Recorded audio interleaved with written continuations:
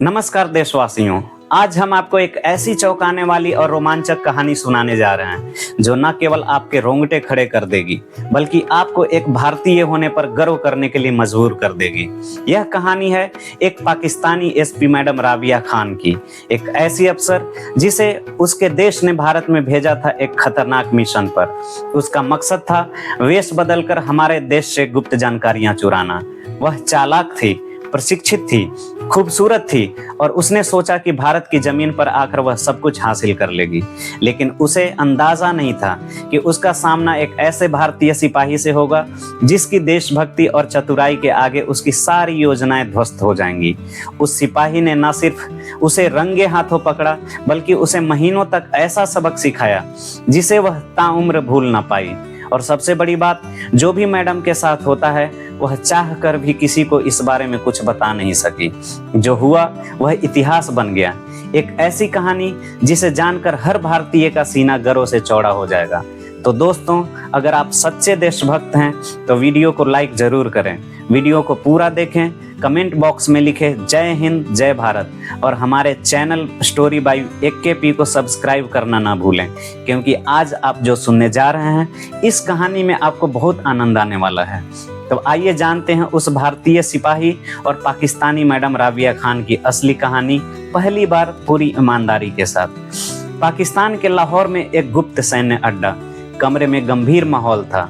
पाकिस्तान की खुफिया agency ISI की एक अहम बैठक चल रही थी। एजेंसी को पक्की खबर मिली थी कि भारतीय सेना धर्मपुरा के पास एक बड़ा और गुप्त परीक्षण करने जा रही है। उस परीक्षण में न केवल हथियारों की अदला बदली होगी बल्कि सेना के नए कम्युनिकेशंस कोड भी लॉन्च किए जाएंगे। ISI अधिकारी ने टेबल पर जोर से हाथ मारा और कहा, हमें यह कोड हर हाल में चाहिए, कौन जाएगा? तभी कमरे में एक जोरदार आवाज गूंजी, हुजूर मुझे भेजिए। यह थी राबिया खान, एक तेज तर्रार महिला अधिकारी। उसकी आंखों में आत्मविश्वास और जोश साफ नजर आ रहा था। मैं उनके दिल में उतर जाऊंगी और सारा डाटा लेकर लौटूंगी, राबिया ने दृढ़ता से कहा। बैठक में फैसला हुआ, राबिया को एक पंजाबी गांव की घरेलू नौकरानी के रूप में भारत भेजा जाएगा। उसका नया नाम रखा गया सिमरन। उम्र 26 साल, एक विधवा महिला जो पति की मौत के बाद काम की तलाश में दर दर भटक रही है। राबिया के लिए तैयार किए गए थे फर्जी आधार कार्ड, पैन कार्ड और वोटर ID कार्ड। गुप्त रास्तों से सरहद पार करके वह भारत में दाखिल हो गई। उधर धर्मपुरा गांव में एक मौका उसका इंतजार कर रहा था। भारतीय सेना से रिटायर्ड सूबेदार बलदेव सिंह, जो अपनी बूढ़ी मां के साथ रहते थे, उन्हें एक घरेलू नौकरानी की जरूरत थी। उनकी पत्नी का कुछ साल पहले निधन हो चुका था। उनका एक बेटा है अभिनव, जो एक सीनियर आर्मी ऑफिसर है और ज्यादातर समय ड्यूटी पर बाहर रहता है। यहीं से राबिया उर्फ सिमरन का मिशन शुरू हुआ। एक स्थानीय महिला के मदद से सिमरन को बलदेव सिंह के यहाँ नौकरानी का काम मिल गया। सिमरन को बलदेव सिंह ने रहने के लिए अपने ही घर में एक कमरा दे दिया था। सिमरन ने धीरे धीरे घर के कामों की जिम्मेदारियां संभाल ली। वह सुबह जल्दी उठती, रसोई का काम, सफाई, पूजा के लिए दीप जलाना, सब कुछ सलीके से करती। लेकिन यह सब उसकी असली भूमिका नहीं थी। असल मिशन कुछ और था। काम के बीच बीच में वह पूरे घर में गुप्त कैमरे और रिकॉर्डिंग डिवाइस लगा रही थी, फोन के पास, कंप्यूटर के पास और दरवाजे के आसपास।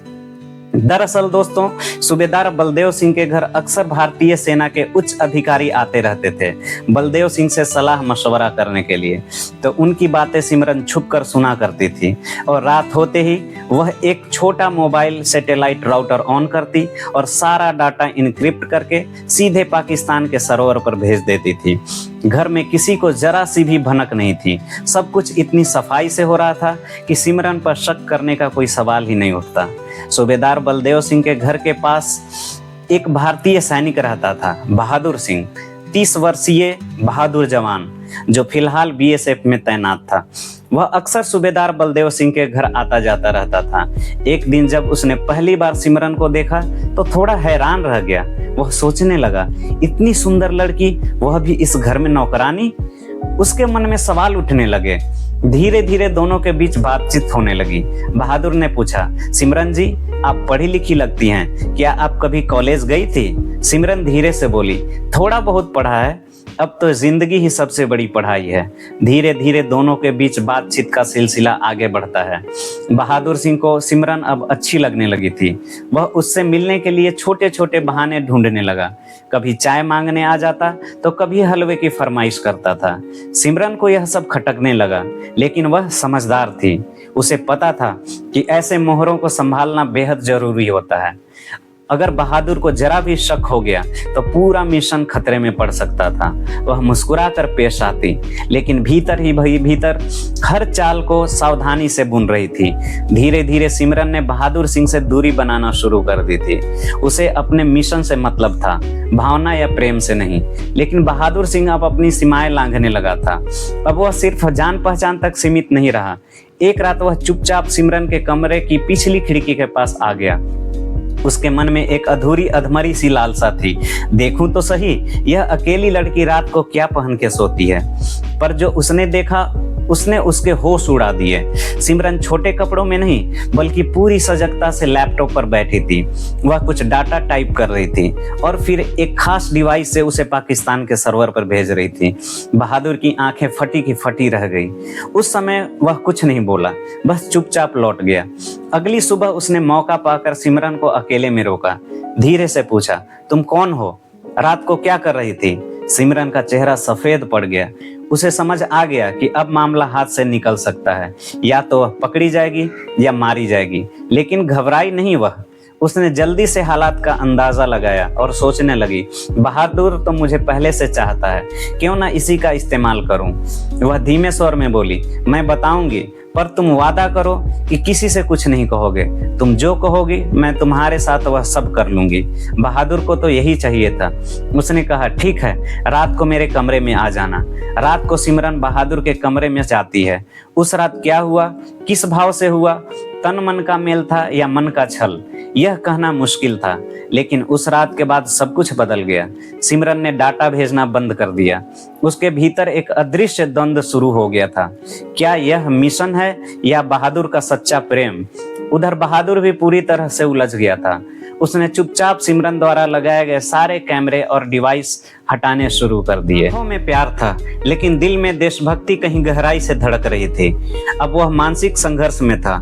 एक ओर सिमरन की मोहक मुस्कान थी जो उसके दिल की परतों में उतर चुकी थी, और दूसरी ओर था देश, जिसकी रक्षा की शपथ उसने खून से खाई थी।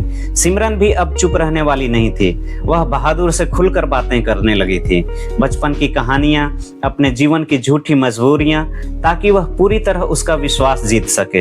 एक दिन शाम के वक्त वे दोनों छत पर बैठे थे। सिमरन चुपचाप आकाश की ओर देखती है और कहती है, वह जो तारे हैं ना बहादुर, कई बार सोचा उन्हें छू लूं, लेकिन मेरी किस्मत में तो अंधेरा ही लिखा है। बहादुर कुछ नहीं कहता, पर उसकी आंखें भर जाती। जब ISI को कई दिनों तक भारत से कोई डाटा नहीं मिला तो पाकिस्तान के सैन्य ठिकानों में बेचैनी फैल गई। कई अधिकारी सवाल उठाने लगे, राबिया आखिर कर क्या रही हैं? कहीं वह पकड़ी तो नहीं गई? ISI ने एक विशेष योजना बनाई, ऑपरेशन गुलिस्तान 24। इस मिशन का मकसद था भारत में पहले से छिपे अफसर की निष्क्रियता को नजरअंदाज करते हुए बल प्रयोग के जरिए अफरा तफरी फैलाना। एक अफसर ने ठंडे लहजे में कहा, राबिया को भूल जाओ, अब वक्त है खून बहाने का। 4 प्रशिक्षित आतंकवादियों को पंजाब सीमा के रास्ते भारत में घुसपैठ करने का आदेश दिया गया। उनका लक्ष्य था भारतीय सेना के रिटायर्ड अफसरों की गुप्त बैठक पर हमला। उधर बहादुर सिंह को कुछ पुराने सैन्य संपर्कों ने बताया कि सीमा पर हलचल बढ़ गई है। वह सतर्क हो गया। बहादुर तभी सिमरन के पास पहुंचा और उसने सिमरन को घूरते हुए पूछा, तुम मुझसे कुछ छुपा रही हो क्या? तुम्हारा पाकिस्तान अब क्या करने जा रहा है? सिमरन खामोश रही। उसकी आंखों में डर था मगर जुबान पर ताला। तभी बहादुर ने उसके कमरे की तलाशी ली और एक छुपा हुआ गुप्त कैमरा डिवाइस पकड़ लिया जो अब भी एक्टिव था। उसने तुरंत सारी रिकॉर्डिंग इकट्ठा की और अपने सीनियर ऑफिसर को सौंप दी। उस रात बहादुर और सिमरन में तीखी बहस हुई। बहादुर चिल्लाया, सच बताओ, क्या तुम अब भी पाकिस्तान से जुड़ी हो? क्यों नहीं बताया कि हमला होने वाला है? सिमरन फूट फूट कर रोने लगी। माफ कर दो मुझे बहादुर, मुझे नहीं पता था। मैं अब सिर्फ अपने बच्चों के लिए जी रही हूँ। बहादुर का दिल तो पिघला, लेकिन उसका चेहरा अब एक सिपाही का था, सख्त और निर्मोही। फिर वह दिन आया, आतंकवादी हमला करते हैं, लक्ष्य था सूबेदार बलदेव सिंह का घर, जहां सेना की गुप्त बैठक चल रही थी। गोलियों को बौछार, धमाकों की आवाज और हर ओर अफरा तफरी। लेकिन भारतीय सेना और पंजाब पुलिस पहले से तैयार थी। बहादुर और उसकी यूनिट ने मोर्चा संभाल लिया। एक एक कर सभी आतंकवादी ढेर कर दिए गए। एक आतंकी के पास से मिले दस्तावेजों में सिमरन के हस्ताक्षर और कोड वर्ड्स भी पाए गए। अब सारा सच सामने था। हमले के 2 दिन बाद बहादुर ने सिमरन को घर के बाहर बुलाया। बहादुर ने धीरे से कहा, अब तुम पाकिस्तान जा सकती हो। तुम्हारी सारी जानकारी हमारे पास है। कुछ दिनों की वफादारी के चलते तुम पर मुकदमा नहीं चलाया जाएगा, लेकिन याद रखना, हमारे पास सबूत हमेशा रहेंगे। सिमरन हाथ जोड़ती है। बहादुर, मैंने जो किया वह गलत था, लेकिन मैंने दिल से तुम्हें मोहब्बत की थी। बहादुर हल्के से मुस्कुराया, पर आंखें नम थी। यह मोहब्बत नहीं थी सिमरन, यह एक भ्रम था, और मैं भ्रम में नहीं जीता। कुछ दिन बाद एक गुप्त डिप्लोमेटिक चैनल के जरिए सिमरन को पाकिस्तान भेज दिया गया। पाकिस्तान में उसका असली नाम राबिया दोबारा एक्टिव कर दिया गया। वह फिर से ISI से जुड़ गई। एक दिन उसने बहादुर को फोन किया। धमकी भरे लहजे में बोली, मैं वापस आ रही हूँ। बहादुर ने शांत स्वर में जवाब दिया, हम वह लोग हैं जो मोहब्बत में भी वतन नहीं भूलते, और जब दुश्मन मोहब्बत में भी छल करे तो हमें उसे जवाब देना आता है। 6 महीने बीत चुके थे। बहादुर अब एक गुप्त मिशन पर था, ऑपरेशन नेत्र। मकसद पाकिस्तान की सीमा के अंदर जाकर एक खतरनाक आतंकी नेटवर्क को खत्म करना। लेकिन वह नहीं जानता था कि इस मिशन के भीतर एक और परछाई छिपी है, राबिया उर्फ सिमरन। ISI ने जब उसे एक ही टारगेट दिया था, बहादुर सिंह को खत्म करना है। पाकिस्तान के कराची में एक गुप्त मीटिंग के दौरान ISI जनरल महमूद ने कहा, वह जो तुम्हारे दिल में बचा रह गया है उसे खत्म करो और इस खेल से आजाद हो जाओ। राबिया चुप रही। उसके चेहरे पर अब कोई भाव नहीं था। जो कभी मोहब्बत थी अब एक स्मृति बन चुकी थी। उधर बहादुर सिंह अब पाकिस्तान में घुस चुका था, नया भेष, नई पहचान और सिर्फ 2 साथियों के साथ। मिशन था कराची के बाहरी इलाके में एक फैक्ट्री को उड़ाना, जहां बम बनाए जा रहे थे और वहीं से हथियार भारत भेजे जाते थे। जैसे ही वह फैक्ट्री पर हमले के लिए पहुंचा, एक जाना पहचाना चेहरा सामने आया। एक काले बुर्के में राबिया थी। एक क्षण को उसका दिल डोल गया, लेकिन अगले ही पल वह फिर से सैनिक की भूमिका में आ गया। अब वह मिशन नहीं, यह पर्सनल बन गया था। उसने अपने साथी से कहा, फैक्ट्री पर हमला हुआ। धमाकों की आवाज से पूरा इलाका थर्रा उठा। आतंकवादी इधर उधर भागने लगे, पर तभी बहादुर को चारों ओर से घेर लिया गया। गोलियां चलने लगी और फिर एक साया सामने आई। 2 आतंकी गिर गए क्योंकि 2 गोलियां चली थी। वो राबिया खान थी। बहादुर हैरान रह गया, तुमने मेरी जान क्यों बचाई? राबिया की आंखें भीग गई, क्योंकि मेरी आत्मा अब खामोश नहीं रह सकती। मैं तुम्हें मारने नहीं आई थी बहादुर, मैं खुद को मुक्त करने आई थी। बहादुर की आंखों में शक झलका, यह भी कोई जाल तो नहीं? राबिया ने धीरे से पिस्तौल जमीन पर रख दी और बोली, मैं तुम्हारे देश से माफी मांगती हूँ। मुझे एक और मौका दो, मैं सारी सच्चाई उजागर कर दूंगी। बहादुर ने कहा, ठीक है, मेरे साथ भारत चलो। उसके बाद राबिया भारत आ जाती है और फिर भारतीय एजेंसियां ने राबिया को हिरासत में ले लिया। लेकिन उसके बयान इतने विस्फोटक थे कि भारत सरकार को संयुक्त राष्ट्र तक फाइल भेजनी पड़ी। उसने गुलिस्तान 24, आतंकी फंडिंग, ब्लैकमेलिंग सब कुछ उजागर कर दिया। भारत ने पूरी दुनिया के सामने पाकिस्तान को बेनकाब कर दिया। बहादुर सिंह ने एक वाक्य कहा, एक गद्दार अंततः इंसानियत चुनी। हम नफरत से नहीं, सच्चाई से जीतते हैं। राबिया अब भारत की जेल में थी। वह रोज भगवत गीता पढ़ती, मौन रहती और प्रायश्चित करती। एक दिन बहादुर उससे मिलने आया। राबिया ने उसकी आंखों में देखा और कहा, मैंने तुम्हें खोकर खुद को पाया। अब चाहती हूँ कि मेरी आखिरी सांस इसी मिट्टी में हो। बहादुर बोला, देश से गद्दारी की माफी नहीं मिलती, पर आत्मा को शांति मिल सकती है। 5 साल बीत चुके थे। ऑपरेशन नेत्र की गुंज अब अंतर्राष्ट्रीय मंचों से होते हुए इतिहास में दर्ज हो चुकी थी। राबिया खान, जिसे कभी भारत के खिलाफ जासूसी की थी, अब वह अच्छे व्यवहार और मानवीय आधार पर रिहा की जा रही थी।